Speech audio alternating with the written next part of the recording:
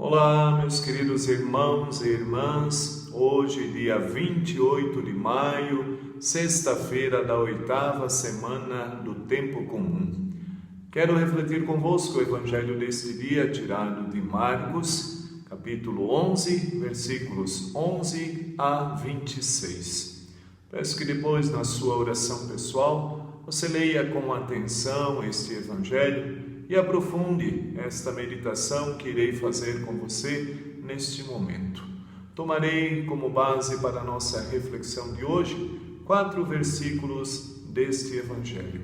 O primeiro versículo é o versículo 17, que nos diz: Ensinava o povo dizendo: Não está escrito, minha casa será chamada casa de oração para todos os povos?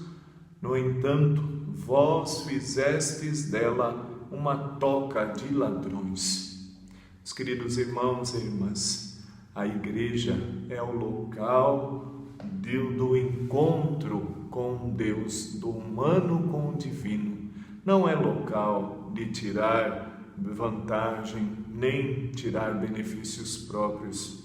É local de partilha, é local de vivência em comunidade, de alimentarmos como irmãos a nossa fé, local de oração, local de avivamento da nossa fé, local de sintonia com Deus e de alimentar a nossa fé e buscar força para permanecermos fiéis. A igreja é o local do encontro de comunidade, meus queridos irmãos, é o local de partilha. Que nós façamos cada vez mais da nossa igreja o local onde nos encontramos com Deus e nos encontramos com nossos irmãos e irmãs. Que cada vez mais, membros desta igreja, nós ajudemos ela a, de fato, cumprir a sua missão no mundo, que é levar a palavra de Deus, que é levar o Evangelho de Cristo Jesus, que é torná-lo conhecido, que é viver cada vez mais o mandamento do amor. Esta é a nossa missão como batizados, a missão da igreja a qual nós todos formamos. Que o Espírito Santo sempre nos ilumine nesta nossa busca e nesta nossa caminhada de fé, na nossa caminhada de igreja. O segundo versículo é o versículo 22, que nos diz: Jesus lhes disse: tende fé em Deus. As coisas, meus queridos irmãos e irmãs, acontecem na nossa vida pela nossa fé. A fé é que vai nos transformar. É pela fé que iremos nos salvar. Que nós possamos sempre mais e mais alimentar a nossa fé, solidificar a nossa fé, crescer na nossa intimidade com o Senhor, para que cada vez mais a nossa fé não seja como caniço ao vento, mas que seja uma fé que de fato viva e caminhe cada vez mais perseverante no nosso coração. Que nós deixemos nosso coração cada vez mais em sintonia com Deus, para que cada vez mais cheios da graça de Deus na nossa vida, nós possamos viver e alimentar a nossa fé com muita alegria e com muita esperança, e que cada vez mais ela seja sólida, seja de fato fundamentada, enraizada em Deus. O terceiro versículo é o versículo 23, que nos diz: Em verdade vos digo, se alguém disser a esta montanha, levanta-te e atira no mar, e não duvidar no seu coração, mas acreditar que isso vai acontecer, isso acontecerá. Oração, meus queridos irmãos, é que mantém acesa a nossa fé. Nós precisamos alimentar a nossa vida de fé, dobrando o nosso joelho, pedindo a Deus que cada vez mais encontre em nós coração aberto e generoso, deixarmos cada vez mais nossos passos ser guiados pela luz e graça do Espírito Santo, para que cada vez mais a nossa fé, cada vez, dia a dia, mais e mais cresça. Que dobremos o nosso joelho, meus queridos irmãos e irmãs, que participemos cada vez mais na nossa vida de comunidade, que ajudemos e façamos a nossa parte pelo empenho da nossa fé para ajudar a Igreja a construir no mundo e a edificar no mundo aquilo que o Senhor veio nos ensinar: a vida de amor, a vida de perdão, a vida de dignidade que todo ser humano tem e que deve ser respeitada.